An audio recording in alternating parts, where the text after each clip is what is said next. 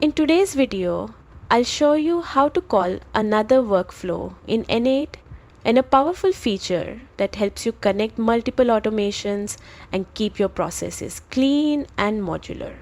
Start by opening your browser and going to the official N8n website. Log into your account, or if you're new, sign up. It only takes a minute.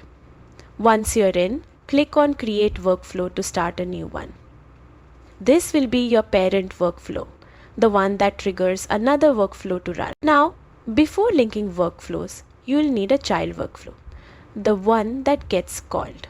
Open or create it in N8n, build out the steps you want it to perform and make sure it's properly saved and activated. Next, go back to your parent workflow and add the execute workflow node. You'll find it in the left-hand panel. Just drag and drop it into your workspace.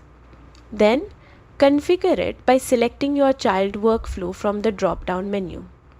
Once that's done, the parent workflow can call and execute the child workflow whenever it runs. If you prefer to trigger the child workflow externally, for example from another app or service, you can use a webhook or HTTP request node instead. Just ensure your child workflow starts with a webhook trigger, so it can receive and respond to incoming requests smoothly. And that's it. You successfully learned how to call another workflow in N8n using either the execute workflow node or an external webhook trigger.